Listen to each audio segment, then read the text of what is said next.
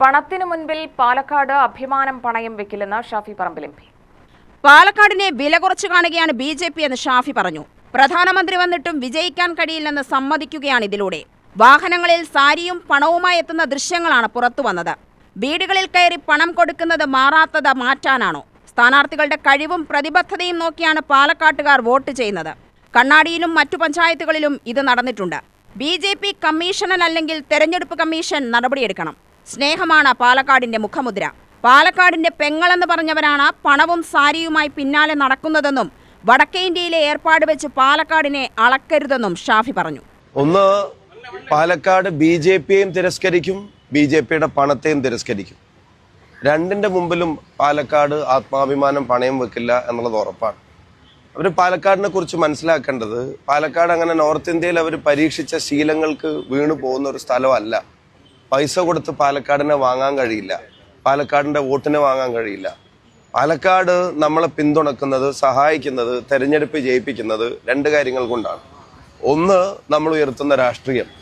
രണ്ട്, നമ്മൾ അവർക്ക് നൽകുന്ന സ്നേഹം അവരിരട്ടിയായി തിരിച്ചും നൽകും എന്നുള്ളത് എൻ്റെ അനുഭവത്തിൽ നിന്ന് ബാക്കി ആരുടെയും അനുഭവങ്ങൾ നമ്മളെല്ലാവരും മനസ്സിലാക്കിയിട്ടുള്ളതാണ്.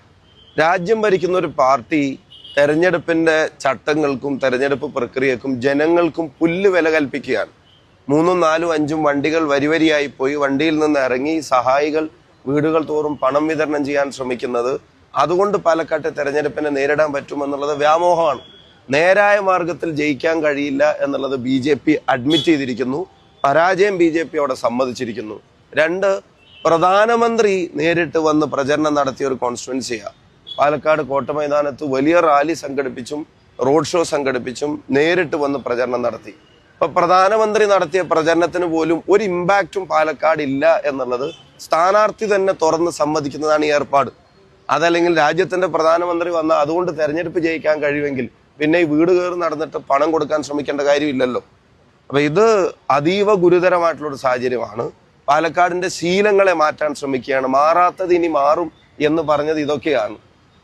ആളുകൾ രാഷ്ട്രീയ ബോധം കൊണ്ടും സ്ഥാനാർത്ഥികളോടും മറ്റുള്ള സ്നേഹം കൊണ്ട് വോട്ട് ചെയ്യുന്നത് പൈസ കൊണ്ട് മാറ്റാൻ പറ്റൂ എന്നുള്ളതാണ് ശ്രമിക്കുന്നത്. പാലക്കാട് മാറില്ല, രാഷ്ട്രീയമായി മാറില്ല, ഇത്തരം ദുശീലങ്ങളിലേക്ക് ചെന്ന് ചാടുകയില്ല, ഒരു സംശയക്കാര്യത്തിൽ വേണ്ട.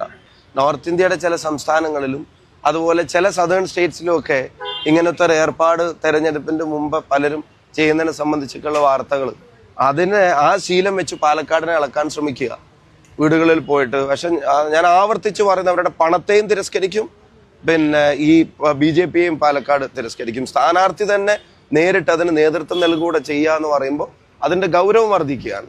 ഉറപ്പായിട്ട് രേഖാമൂലം അയോഗ്യത കൽപ്പിക്കണമല്ലോ. ഇതാണോ ഡെമോക്രസി? ഇതാണോ ജനാധിപത്യത്തിന്റെ ശത്രുപക്ഷത്താണ് സ്ഥാനാർത്ഥിയും ബിജെപിയും തങ്ങളെ സ്വയം പ്ലേസ് ചെയ്തിരിക്കുന്നത്? പൂർണ്ണമായിട്ടും ജനാധിപത്യത്തിന്റെ ശത്രുപക്ഷത്താണ്. അയോഗ്യത കൽപ്പിക്കേണ്ട ഇടപെടലുകളാണ്. അതിന്റെ നിയമപരമായ വശങ്ങൾ പരിശോധിച്ച് അതിന്റെ തുടർ നടപടികളും ഫോളോ അപ്പ് ചെയ്യും. ന്യൂസ് പാലക്കാട്.